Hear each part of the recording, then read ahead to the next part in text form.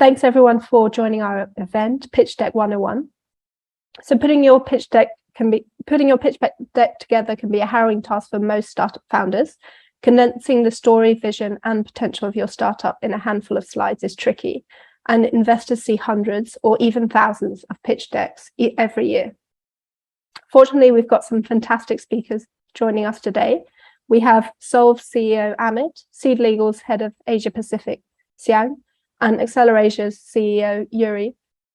And they are going to share tips and tricks to crafting a compelling pitch deck, discuss the non-negotiable things your pitch deck should include, and share their insights on how to make your pitch deck and pitch stand out to investors. So before we go into the discussion, for anyone who's not familiar with Lanturn, we are a corporate and fund services firm centered around helping startups, SMEs, asset managers, and investors grow their business and portfolios.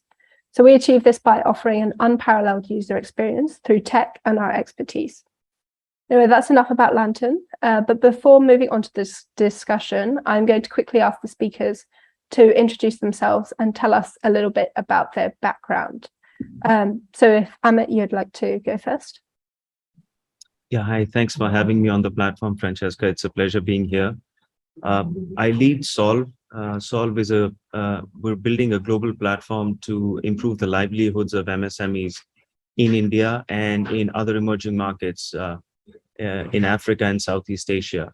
And I come with about 2 decades plus of experience in building consumer e-commerce and internet businesses across North America and India. Thanks, Amit. Looking forward to having you on. Yuri, if you could give us a quick introduction. Yeah, so I'm originally from the Netherlands, moved to Singapore in 2005, so I've been here now 18 years. And in 2017, launched Accelerasia Ventures, which is an early stage investment firm focusing on B2B technology companies. Okay, great. And finally, Xiang, you've been on a couple of our webinars before, so anyone who's attended a few might be familiar with you, but could you give a quick introduction again? Thanks, Francesca. Great to be back here, and thanks everyone for joining. So my name is Xiang. I look after the Asia Pacific business of Seed Legals. We're a tech and expertise platform for startups that are going through their early stage legals, and we help with everything from your early stage contracts like employee contracts and NDAs to your fundraising, whether you're looking for your seed or bootstrap or angel investors, and also with your share option schemes. So we're a full service platform. We combine an offering of tech as well as expertise, having serviced over 35,000 startups and investors globally over the last 6 years. And so we're very proud to be able to support startups in this region as they get through their early stages of the company's existence. Thanks, Xiang, and thanks for introducing Seed Legals as well. So I'll start off with a general question, which is how important is the pitch deck to fundraising? And from that, how much time should you dedicate to preparing the pitch deck? Obviously, founders are going to be incredibly busy and focused on running their business as well. So I'd be interested to hear your insights into this. Yuri, if you can perhaps go first. Yeah, well, I think a pitch deck is very important. It's like a first impression that you that you have and the people that you reach out to. So and fundraising is a very important part of a CEO's role, of a founder's role. So I definitely think they should spend enough time about. I think some of the questions we go in later on, it's what you should put in and when. But see it as a first impression where the goal is to get a follow-up meeting, not an investment, but really like a follow-up meeting so you can go in depth. That's great to hear. I'm glad to hear that it's very important. Otherwise, this webinar would be a little bit redundant. Amit, do you have any extra insight? Look, a fundraise typically Series A, B, or earlier stages would take about 6 to 9 months, right? You got to budget that time in your head, and it's a multi-stage process. And the pitch deck and your first pitch is the first, yet a very important step towards that process, right? Like Shori said, you will not land investment in a pitch round, right? But that's your first impression, right? And you don't get a second chance to make a first impression, right? So it's like if there is a movie that's coming out that doesn't have big stars, and most Series A founders are not going to be known stars in the startup ecosystem, right? So this is your 60-second trailer, right? That's going to get audiences to watch your movie, right? So I think it's absolutely very important. Thanks, Amit. I think that's very useful analogy. Siang, do you have anything to add on to that? I think great points have already been made. For me, what I would add to that is the process of creating the pitch deck is super important. And you can tell a founder or a founding team who has spent time refining that pitch deck versus someone who has not. And those that do work in that pitch deck really know their business, really know their value proposition, able to communicate it, able to do it in a 60-second elevator pitch. And that's always going to help you refine your goals, your targets. The thing about startups is why it's so exciting is because it's a clean sheet of paper. You can do anything you want, but we all know we need to focus, we need to prioritize, we need to be consistent with our goals. And that's where the process of creating that pitch deck can really help to enhance that. So don't underestimate the value of spending time defining that pitch. Thanks, Yang. Very useful points there. So kind of establishing the importance of the pitch deck. I would like to go into a bit more granular details. Are there any slides that you find really, really important to include on the pitch deck or highlight? And also, of course, how long should a pitch deck be? Is there kind of a version that's too short? Is there something that is way too long? No one's going to read it. What are your thoughts on that? Perhaps we can start with Amit. Look, at a Series A or pre-Series A, the longest meetings that you'll get with investors will be 45 minutes to a max of 60 minutes, right? And investors are busy people. And most of the time, you'll realize that the idea that you're presenting to them, the investor has probably seen it in a different shape form by a different team, right?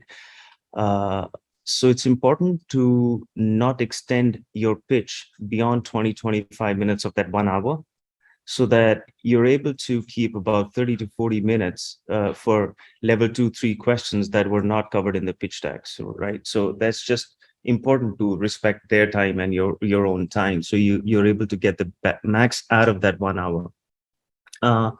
In terms of the length of a pitch deck, if one needs to be really brief and cover your content in 20-25 minutes, my experience is that anywhere from 10 to 12 slides is good enough, right? Anything longer, you're going to take much longer, and it's going to be just way too much detail for that first meeting, right? And you're not going to be able to hit all the high notes, right? What should be covered? My starting point always is the purpose, right? The core purpose. Why does your organization exist, right? And why did the founder choose to do what they're doing, right? So, for example, at Solve, our core purpose is to improve livelihoods of MSMEs in India and emerging markets, right? So, and there is a nuanced difference between having financial goals, objectives, and a larger purpose. You could have a financial goals to be profitable in 5 years, or to have an X GMV, Y number of users in 5 years. But a core purpose is something that's going to get you excited to come back to work every day and solve real hard problems day in, day out, right? The next one, a good follow-up slide usually is, what's the core problem that you're solving, right? For example, when we're serving MSMEs in India and beyond, we're largely solving for access, right? Discovery, selection, pricing. Through financial services, we're solving for inclusive credit. So a lot of MSMEs who do not have a formal credit bureau score are underbanked or thin file customers, right? We use alternative data streams and transaction data to get them inclusively into the credit fold, right? So what is the problem that you're solving, right? And a logical follow-up to that should be, how are you solving this problem? What's your operating model, right? So if we are serving our MSME clients via B2B commerce, right, there are multiple routes that one could take. Do we buy and sell? Do we own inventory or not? Do we own our own logistics, or do we work in a 3P mode? Are we a pure marketplace where we just offer technology and onboard buyers and sellers and create a platform for trust? So there's no right or wrong, but it's just what you choose and what you follow on, right? Even when we provide credit, do we have an NBFC license? Are we going to run risk on our own credit books? Or are we just going to be a marketplace where we're going to originate and create a platform? So, and these are choices that as a startup and as a founder that you will make and follow through and explain to the investor as to why you choose one over the other. And a good follow on from there would be, what's your right to exist, right? So like I said, there could be many more startups solving a similar or the same problem in a similar or a same operating model, right? So why do you deserve to win? How will you solve this problem better than 10 other startups who could be trying to solve something very similar, right? Why will your customers stick to you, right? So by then, by fourth or fifth slide, you really help the investor understand why you exist, what's the problem you're solving, what's the operating model, and why you're solving it better than the others. And from here on, it's good to get into quick financials, right? What's the journey so far? So for example, if you're really raising seed money, right, you may not have GMV or revenue, right? Is there a proof of product? Is there a proof of product market fit? Do you have a prototype of a product that you can demonstrate to the investor? If you're running into Series A, it is assumed that you will have a fair degree of user traction, GMV traction, revenues, right? So those are the trend lines that you would want to show them, saying, hey, this is the journey so far. And from there on, you move into saying, hey, you know what? Because investors invest money at this stage for you to be able to grow, to provide you growth capital. How does 3 to 5 years look like? Why should an investor be excited to come on your cap table for the next 3 to 5 years, right? So growth plans, and cap it up with how much money do you need? Be ready for a very pointed saying, hey, what's your valuation that you're expecting? Never be caught napping or unprepared for that question, right? How much money you need, at what valuation, and how are you going to deploy the money, right? And finally, spend time on the team, because at the end of the day, all of this, it's the core team of 3 to 5 people who are going to deliver and inspire confidence with the investor. So sorry for taking that long, but I think this is something that's really worked well for me and for Saul when we raised a 40 million Series A. So I don't think there is a one size fit all.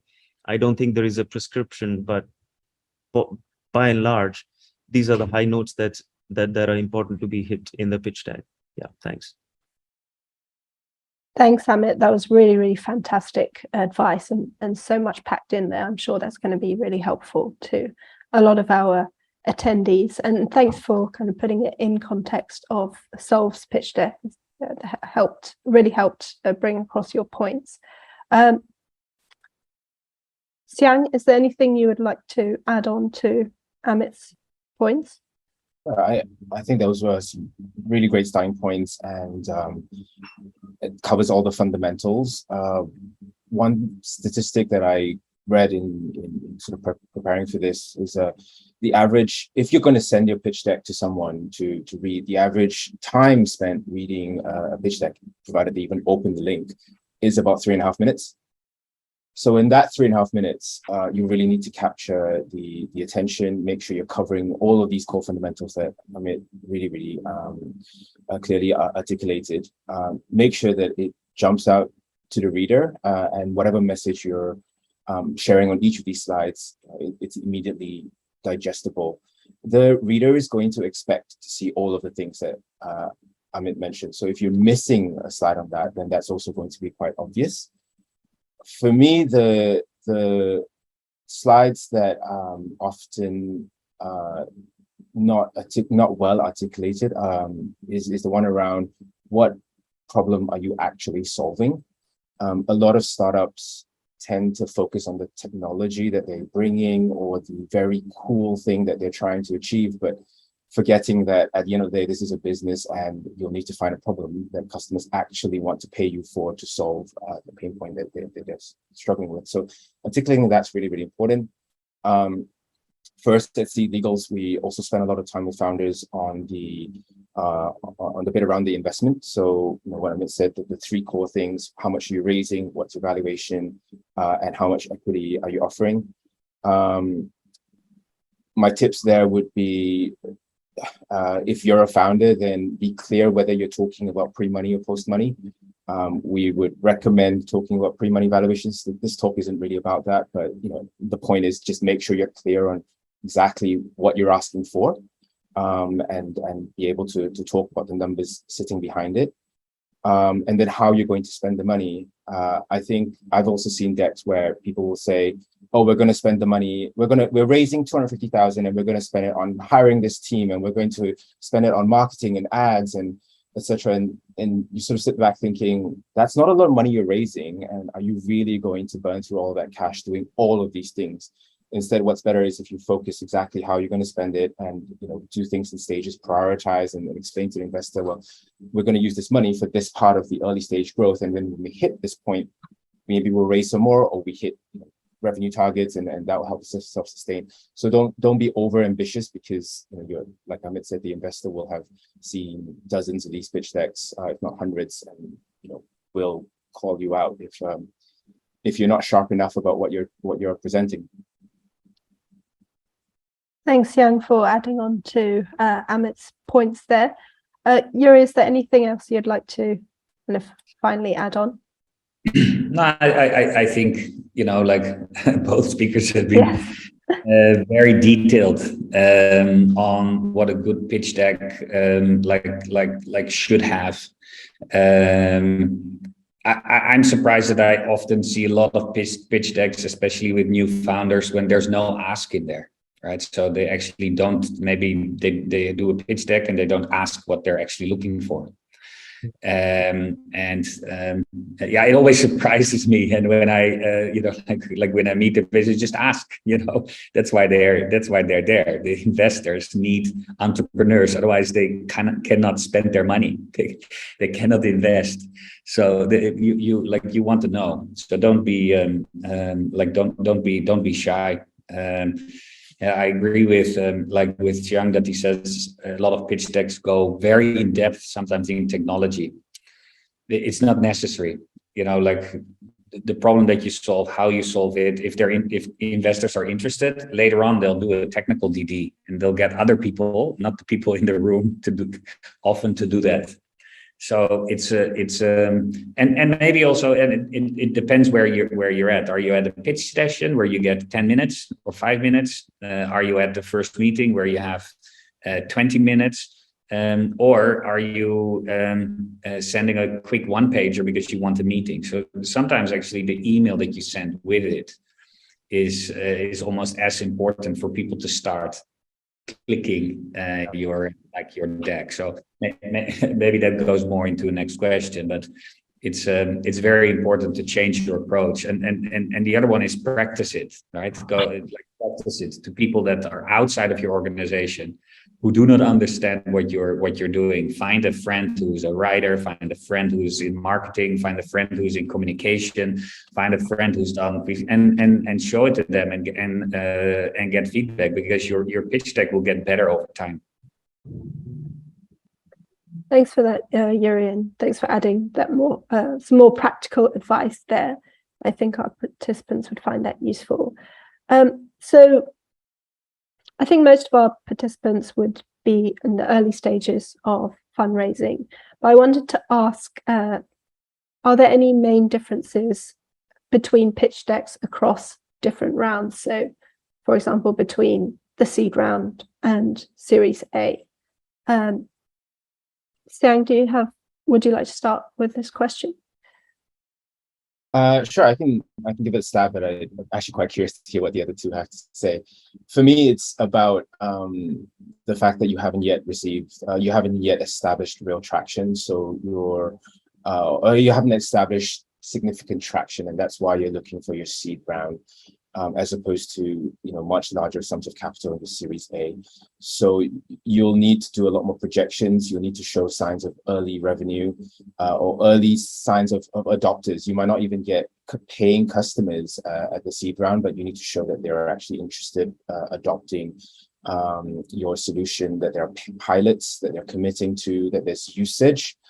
Again, if you haven't got revenue, that's fine, but are people actually using your product and giving you, useful feedback to say, this is useful, and here's some things that you need to refine, and that's why you're seeking the seed money to go and make those refinements. I think that will be quite different when you're at Series A and you've already received all of that feedback. You've already received some revenue, and you're saying, actually, now I need this Series A money to grow significantly. So it's going to be hiring more people. It's going to be doing more marketing, and the way you present the ask and the spend will be a little bit different, obviously, at that stage. It's also brought to mind something linked to the previous question about a slide, which is what's your market and what competitors do you have out there in the market? I think it'll be, what I've found is that for the earlier stage startups, sometimes you get startup founders, and I've been guilty of this before, saying, "Oh, we're so unique. There's no competitors. There are no competitors in this space." Forgive my French, but BS, right? That's no such thing as no competitors. In fact, if you're in a space where there is no competitors, then arguably there's no demand for what you're about to offer. So I think this is a trap for most early stage startups, where they have that ambition and perhaps a bit of arrogance to say that. So I would caution against that and make sure that you are clear on what your competitors are. Twofold, right? One, to establish your product market fit, and two, when you're presenting to your investors, to help them understand the market that they're going to be investing in. Obviously, they'll have an idea, but they also want to know exactly where do you think you position yourself in the market that we're playing in. Thanks, Xiang. Interesting point you brought up there on competitors. Yuri, do you have anything to add to that in terms of differences between pitch decks and different rounds? There definitely are differences between the pitch decks for the different rounds, specifically in content. All right, so when you are a Series B or a Series C company, you have a different kind of story that you talk about, like your traction. You have more proof from the market, from your pricing, from your business model, who your customers are. And you have your previous investors. You have a lot more. You have a lot more data. I think the actual structure relatively stays the same. It's also always, again, what problem that you solve, why you have either the best idea, the best advisor, the best team, the best technology to solve it. So from that angle, I don't think there are that many differences. It's just really the context change. If it's just you and two co-founders and some advisors, or you have 150 people working. That's good to know. There's a lot of kind of overlap. I think that would help people preparing. And maybe to come back on the competition side that said, so if there's no competition, there are lots of alternatives, right? So people are doing it using something else that solves the same problem or in a different way. So it's always good to bring that up because it shows that you're aware of your surroundings. Yes, exactly. I think that's a really good point. Yeah, I think your competition can be things like an Excel spreadsheet rather than some other type of software that has been developed by another competitor.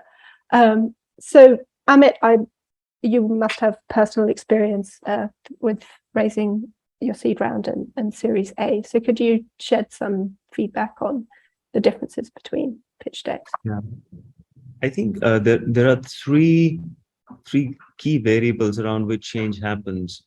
The type of investors who would come in at seed, right? Let's say sub-million or $1 to $2 million.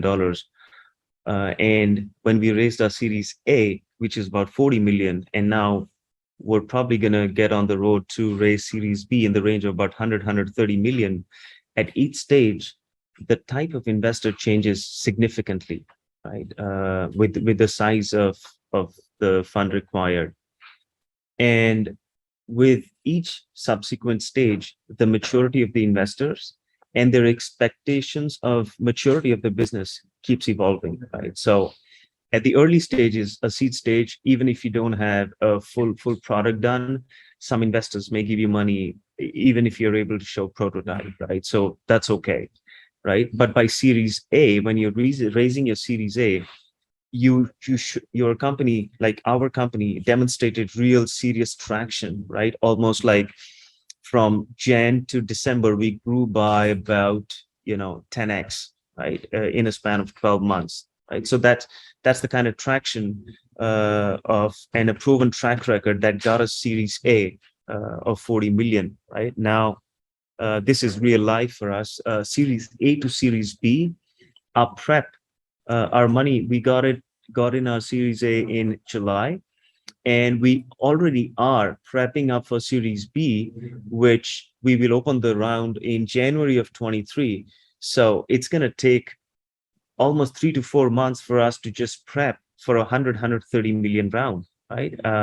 It's important for us to get a good iBanker at this stage because it's a fairly large round. An iBanker sort of does help you do a lot of things that you may not, as a founder, CEO, you may or may not have the bandwidth to do, right?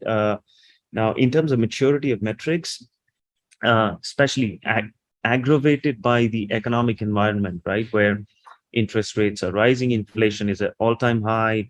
Today, Fed hiked 75 basis points, so the interest rates are at the highest. Now, when this happens, money flows back from emerging markets back to US Treasury bills, right? So now that's another aggravating factor here.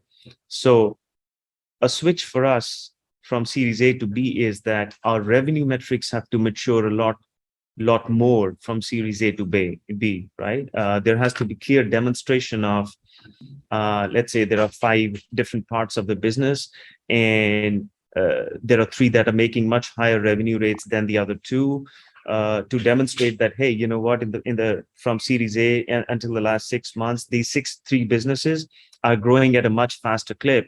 So our mix of our business is changing, and our unit economics are headed in the right direction, right? And yes, at this stage, an investor would expect to see a view to profitability, which could be 4 to 5 years, right? So yeah. Excellent. That is really helpful, and well, congratulations on that very fast growth. It must have been an incredibly busy year. So Amit, I think you touched on my next question slightly earlier, but I wanted to dive a little bit more into it. So every business will have a lot of data collected. For example, on the sales side, you might have conversion rates, and you'll also have all of your financial data. So what data do you feel is really important to include on the pitch deck, and how should this data be kind of presented visually? Is it better to have figures in a table or on a graph? Yuri, if you have any insight into this. Yeah, and especially, so we only look at B2B SaaS technology companies. Quite a few are in the enterprise stage. So what I always look at are the sales metrics, but not necessarily like conversion rates. we look at, sales cycle. So how long is your sales cycle from your first to your last? If you, of course, it will change over time, but when you can show it, it shows that you start measuring and that you're on top of the things. What your average deal sizes are, your pricing. If you can even do a little bit more granular on the different stages in your in your pipeline. Of course, not an overload, but some key some key metrics that you mentioned, how long it takes, what the deal size, what the different stages are. You can show it in the form of a funnel. To me, it shows that you're on top of it, and that you're measuring. And once you're measuring, you can learn. It doesn't mean that you always know. It doesn't mean it will stay the same, but you will always have a baseline. And when I see founders who are working on those kind of things, then I know that it's basically feedback on where you are. So I would definitely want to see that in a deck.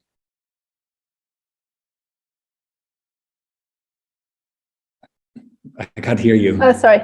I said that's great advice, and as head of sales, I was just taking some notes, so that was very useful. Thank you. Amit, do you have anything to add on to that?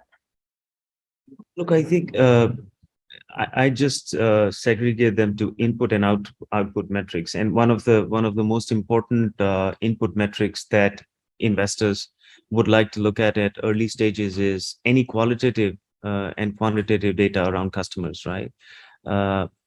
What's your retention? What's your churn? What's your stickiness, right? And what is your 30, 60, 90-day cohorts, right? So and at early stages, if those metrics, even if, like Yuri said, even if you don't know those cohorts absolutely, just the fact that you're measuring them, you will learn and you will get better.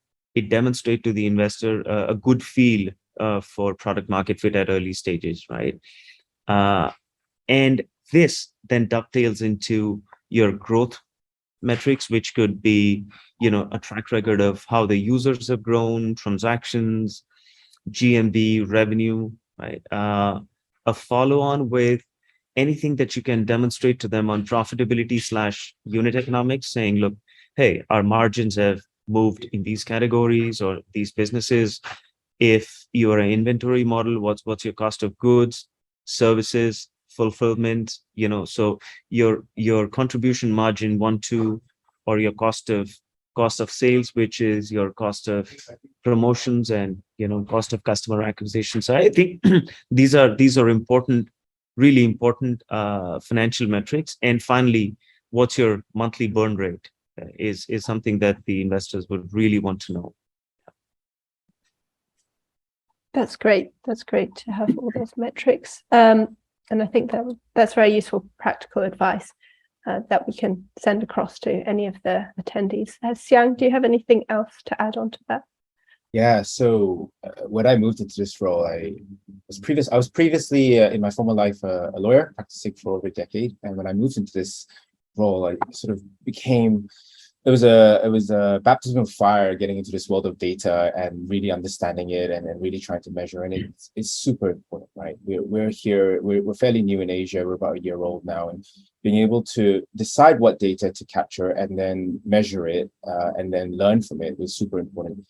Now, of course, we're a bit more of an established company, but the same holds true for any startup. If you're at your earliest stages of growth, then measuring that data will enable you to track, and also bear in mind that your goal at this stage is to establish product market fit. Well, you can't establish product market fit unless unless you're getting feedback and figuring out how you want to pivot your business. So a classic example is your pricing model. Are you pricing at the right level? Are you going to tier your subscriptions? Are you going to offer a freemium model? And in your first couple of months, maybe your first year, you might be trying out different pricing models, but unless you're tracking how the performance is, you're not going to be able to meaningfully make a decision.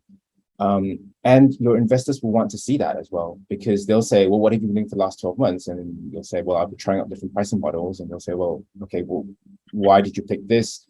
what's happened, and you need to be able to tell that story, because obviously in that time that you're trialing all of this, you probably weren't making that much money.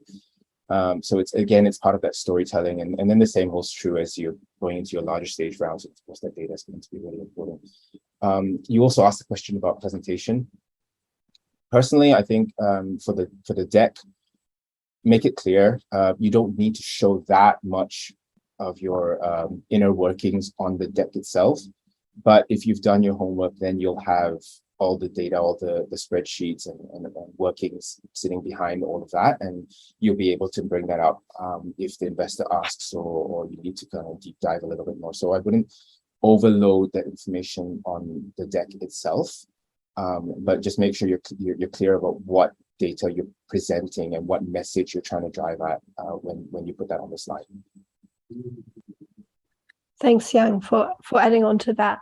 We did get a question from one of our signups earlier, and it kind of follows on from the previous question, so I'll just ask it now. But so say you're a very early stage startup, in terms of the financials you share with investors, would a kind of current cash flow statement do, or should you do financial projections for the next kind of 3 to 5 years?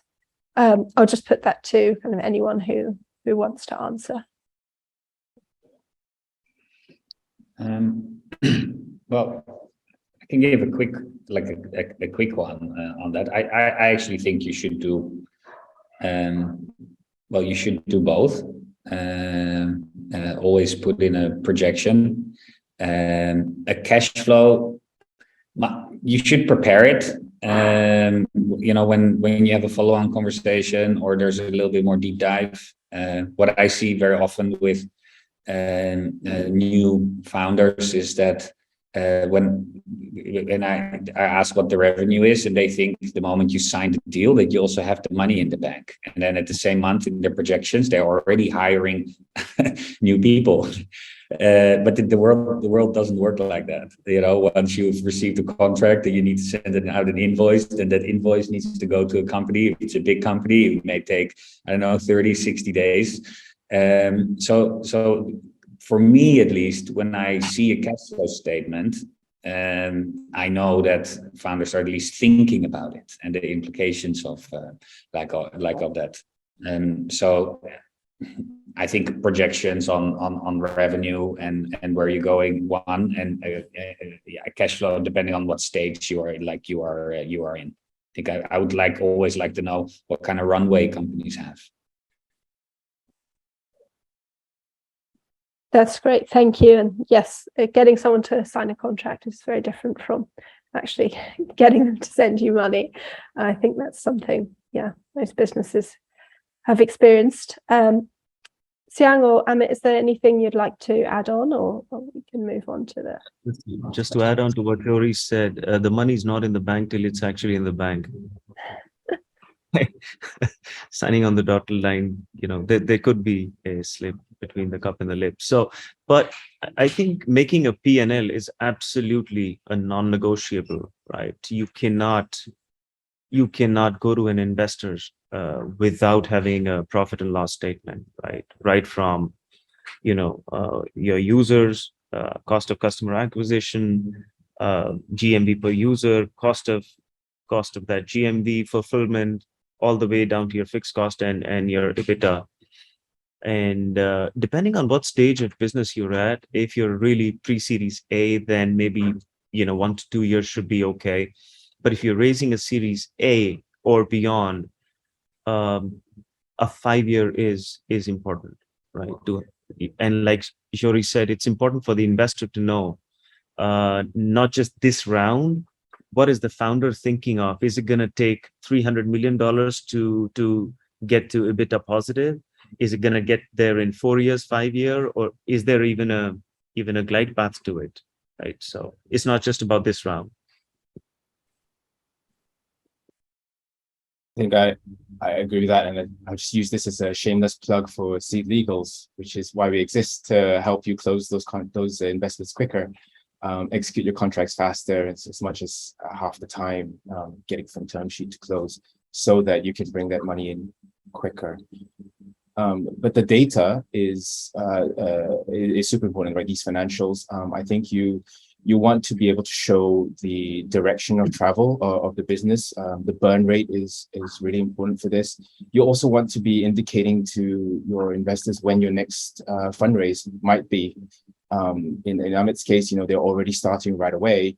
Which is, investors expect, right? They know that it's this continuous growth trajectory, but also want to see, well, are you planning for it? Where's your ambition for it?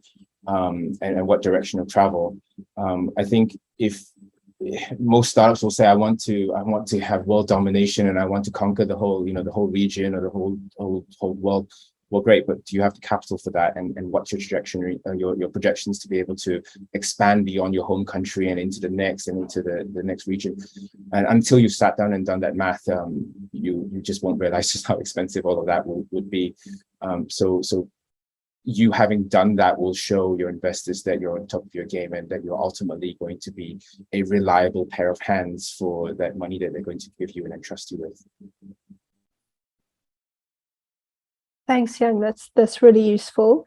We're coming to the kind of last 15 minutes of the webinar, so I'll try to focus on some questions that we had from our attendees who registered and also the attendees who are here.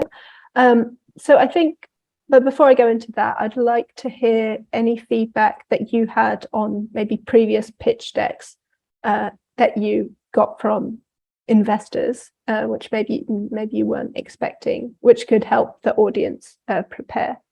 Amit, do you have any points on that? Yeah, one thing that we very learned as we've stumbled along in our early stages of our fundraise process during this Series A is some of the early pitches that we made to investors were a real mess. Okay.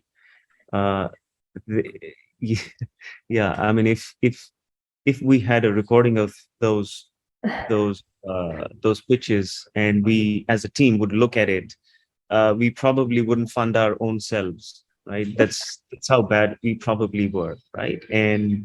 But the good thing that we really did as a team was after every pitch deck, right? After every investor meeting, good, bad, ugly, right? We made it a point to debrief right away, right? An hour's debrief, right? And every new question that an investor would ask, we have a very simple Excel sheet where we track down, say, on this date, we spoke to this investor, that's the question, and we stumbled and we goofed up and we didn't have a clear answer and we weren't prepared, right? And we made about 5 to 7 such really bad pitches.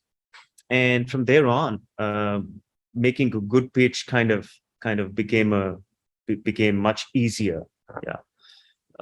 So I think it's important that your pitches evolve and that you use every conversation, whether it's with an investment banker or an investor, as like a training session. It's training session before the big league, right?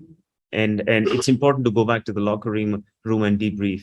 If you don't debrief and you continue making the same pitch over and over again, guess what? You're going to get the same result. Thanks. That's really good advice that I think you can apply to a lot of areas in life. But it's definitely you should definitely make the time to kind of do that in terms of your pitch deck and your pitch. And yeah, it's good to set aside time immediately afterwards. So thanks for that practical advice. Yuri, maybe you can share some advice that you have given. That you give. Yeah, maybe even one step before you do the pitch deck. I get a lot of cold emails to either to info@Acceleratia and they seeing pitch deck and people are pitching me B2C solutions. But if you go to our website, it shows that we only invest in B2B. So I think it's like before you send a pitch deck or even before you do like an outreach, like make sure that you pitch to the right people, right? Because and so if you have a B2B solution, pitch to VCs that focus on B2B solutions. Do a bit of homework, you know, like see if they've invested before you actually like learn from that. So that's maybe a step before the pitch deck. Again, from the pitch decks that we see, I've seen so many times, and I say it again, people are not putting in what the ask is. What do you want? What do you want from the person? Across from you, because then you know what to do, and then makes it very clear. So really do some homework on who you're approaching, approach the right people, and never forget to put in what you want from the other, from the investor or the partner or the customer or anyone. Thanks, Yuri, for that advice. And it leads quite well onto the next question that I have that we received from one of the registrants before the webinar. So you mentioned that some people reach out to you through cold email. Do you have any recommendations on like what's the best way to get in front of someone like yourself through like purely cold outreach? Yeah, the best is always through an introduction, because then you ride on the credibility of the person that gives that introduction. But if you go cold, really do your homework, right? Personalize. If you send it, you have, there's so many. My phone number is on my LinkedIn. I hardly get phone calls from people that do pitches, right? So everything's on the website. You can see there are always news articles. Refer to it in a little email when you say, don't send it to info@Yuri, send it to Yuri@Acceleration. Name me by my name. Say, hey, I read this article, or I saw you on this pitch deck 101. There's so much information that out there on the internet that shows that you've prepared. And yeah, it's not that I don't look at the cold emails. I don't look at cold emails where I see that I'm in the BCC and it's been sent to 100 people. I click delete. But if there's some personalization, of course, I'll tell the same to our startups that are selling to corporates. Personalize. There's so many examples. Spend some time, and I'm sure your open rates, your hit rates, your meeting rates will go up. Thanks for that advice. Yeah, that's really helpful, and I think yes, that's something that I get my team to do. It applies to sales as well as reaching out to potential investors. I think it's very similar. Amit, Xiang, do you have anything that you can add on to those points? Anything you've maybe, Amit, found successful yourself? I think as we are moving from Series A to B, even when we were raising a Series A, the ticket size that we were aiming to raise was fairly large for a Series A. It's a 40 million ticket size, right? In addition to what Yuri said, it's important for a CEO to invest real creative thought in how they will leverage their PR, right? Whether it's LinkedIn or Twitter or media, right? And create an organic, cyclical and a periodic buzz about what you are doing, right? As much as you are trying to reach out to investors and VCs and investment bankers, right? The investors also are sitting with money, right? It's their job to deploy money, right? So as much as you're trying to reach out to them, you're being tracked as well, right? And a great way to have inbound inquiries, right, as you progress from Series A to B is effective PR, right? And organic. That's really useful. Useful point on PR. It's much nicer to have people come to you rather than you having to reach out to them. Thanks for that advice. I'll move on to.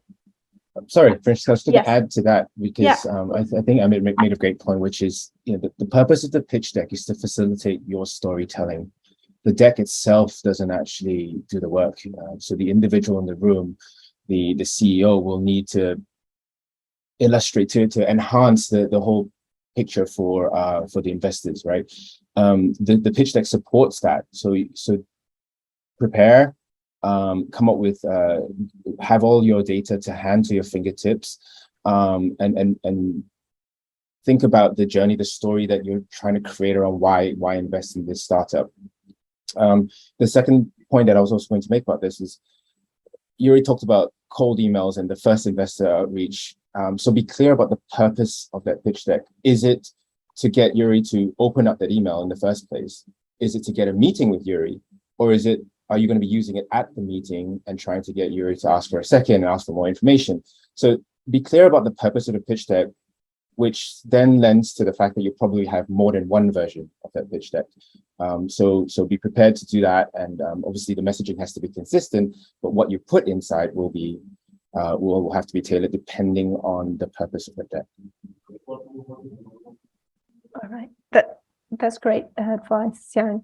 Thank you for that. And I think maybe following on from your point, you mentioned tailoring the pitch deck. So I don't know if Yuri, you could give any advice on, do you feel that pitch decks should be tailored to each individual investor? And how can like a team do that efficiently? Is it for me? Yes. Oh, well, I don't think you have to tailor each individual depending on what stage you're at, but like little thing can go far away. So on the first page, you can put your name and the name of the VC, the date that you're going in, it shows that you've prepared. And that will, I think that will help. If you have, what I like, what Amit was saying, that they wrote down all the questions beforehand. A couple of months ago, I went into a DD and went to the deal room, and there was a document, FAQs, and you see all the questions that every investor asked the same questions at one point in time, right? So I thought it was fantastic. I was like, awesome. So I just started reading through the FAQ, and 80% of my questions were answered. So I think that is a great thing to do. And so if you have some pre-questions, or if you're in a follow-up conversation, and the investor has some conversation, yeah, of course you tailor your deck to answer the questions that you've had. Thanks, that's super useful and sounds like a good piece of advice with the FAQs. So one other question we've had, Amit, you kind of touched on it a little bit in one of your earlier answers, but of course there's economic challenges, especially in the US and Europe. How might this affect companies' ability to raise funds in kind of the Asia region? It is a difficult time to raise money, undeniably, and it could be like this for the next 12 to 18 months. Now that said, I don't think it's all doom and gloom. At the end of the day, investors still want to invest money. It's just that the exuberance around multiples of GMV and the lofty valuations have settled down quite a bit. So if you are a business that's building a long-term sustainable and a responsible business, you're looking at your margins and take rates and unit economics, and eventually you're able to demonstrate a path to profitability. While the environment is difficult, but it's out of these difficult environments that the most robust companies are born, right? So I wouldn't get disheartened given this whole economic rough weather. However, one would do well to be really prudent, question every spend, be absolutely tight on your fixed cost line, right? Question every spend. Don't be penny wise, pound foolish, but question every spend. Cut all wasteful spends. Just constantly be thinking of ramping up your revenue and improving your unit economics, right?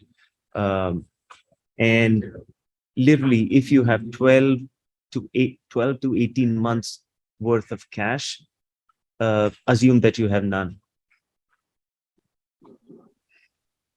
Because a fundraise will take about 6 to 9 months, and in this environment it could take much longer.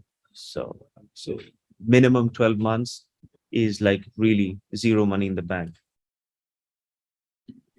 Thanks, Amit. That's useful feedback and may cause some people to get started as soon as possible on their fundraising.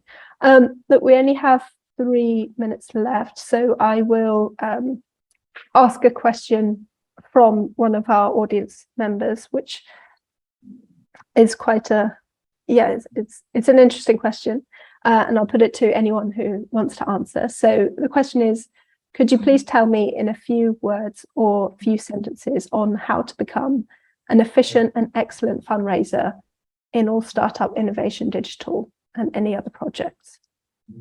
I can give it in 3 words, maybe not 3 words, but practice and go listen to other pitches. Go to Tech in Asia, you see your other co-founders pitch, you listen what you like, you see, you learn from that, you adjust. So practice and listen and adjust. Great, thank you. Amit or Xiang, anything you'd like to add? Look, I think a founder or founder/CEO of a company who's wanting to raise money has to be the best storyteller in that company, right? If he's not, then God help, right? And because it's the founder or the CEO, where it has to come from the heart, right? You know the purpose why you chose this difficult path. You know the problem that you're solving, so it should really come naturally to you. And then you add to what Jory said, just listen to other pitches, evolve. Every pitch that you make, right? Do a debrief. What went well? What did not go well? Are there questions that we are underprepared? Are there metrics that we are not even looking at? Start looking at them.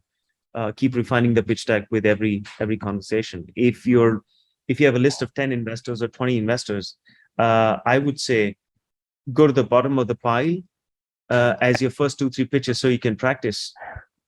Right? Don't go to the top 5 that you want to get to. Right? The only thing I'd add to that is just make sure you know your stuff. Be prepared before you go into meetings, making sure you know your financials, make sure you know your ask. You should be able to recite that with your eyes closed, off the back of any conversation. You're going to fundraise effectively. You're going to be living, breathing this for the next few months of your life. So you've got to really know your stuff, and the opportunities will come when you least expect it. So just always be prepared, always bring your A game. I think one last important aspect of fundraising is have a big heart and shoulders. You're gonna possibly hear a lot of no's. Be ready for that. Be ready for that. Thank you so much. So we've reached 3 o'clock. Thanks, Amit, Yuri, and Xiang for joining us. It's been a pleasure listening to all of your thoughts and getting your answers to the questions. Thank you so much. Any of the attendees, I hope you found that useful, and be sure to kind of check out our website and social media for any webinars or content coming up. Thank you so much. Thank you. Good luck, everyone. Bye. Bye.